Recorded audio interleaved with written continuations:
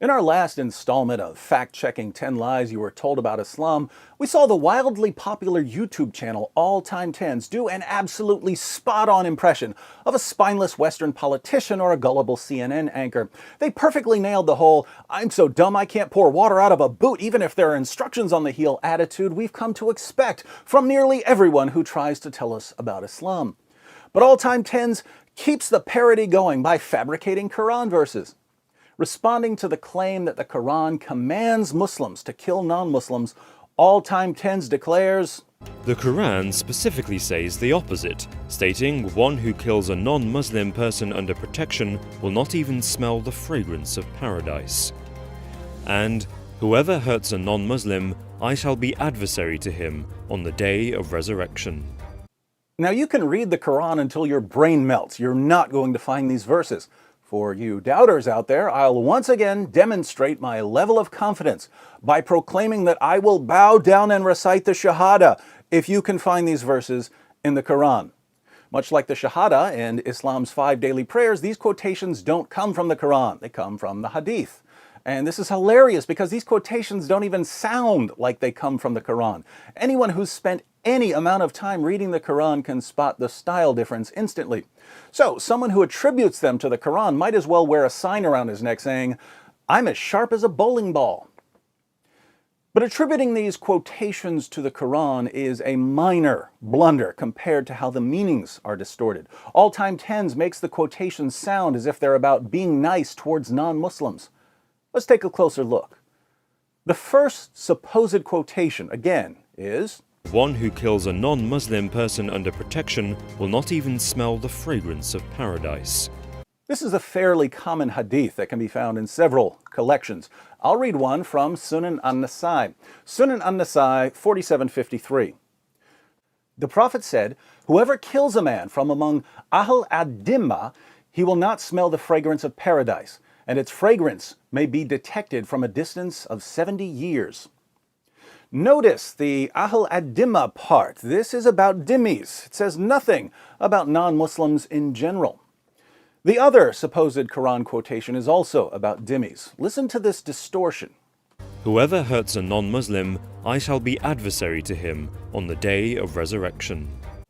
Sounds like it's about non-Muslims generally, right? This hadith is more obscure than the other, but you can find it quoted in a number of books where it's attributed to Al-Khatib. The hadith actually says, "Whoever hurts a dhimmi, I am his adversary, and I shall be an adversary to him on the day of resurrection."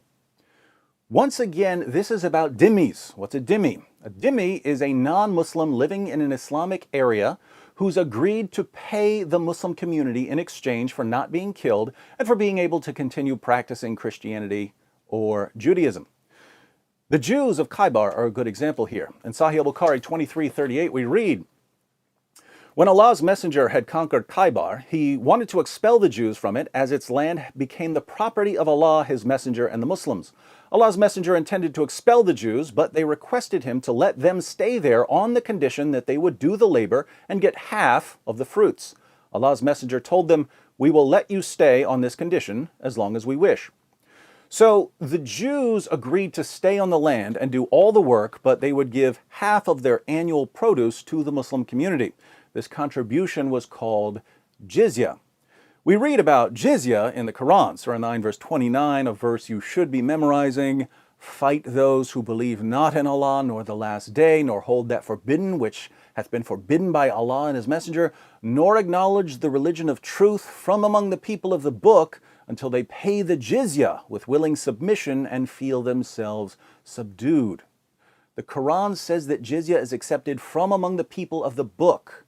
Dhimmi status was only open to monotheists who had received a book from God.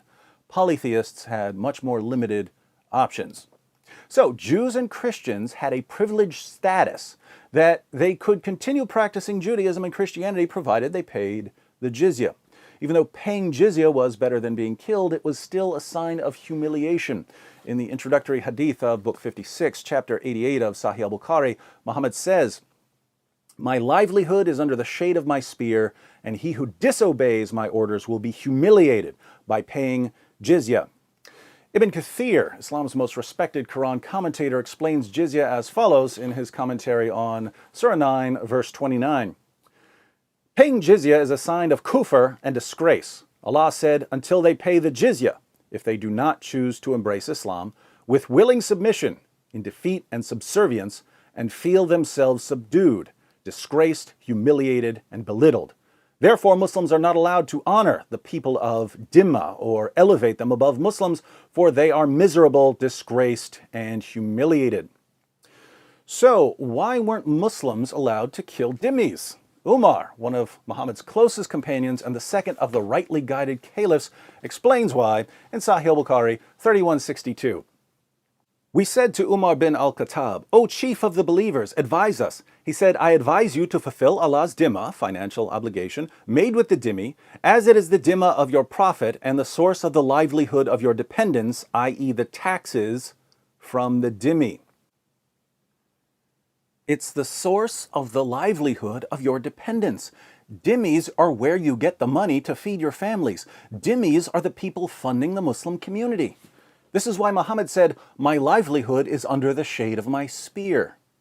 Now, if dhimmis are the best, most reliable source of income for the Muslim community, should a Muslim be allowed to go kill them, decreasing the income of the Muslim community?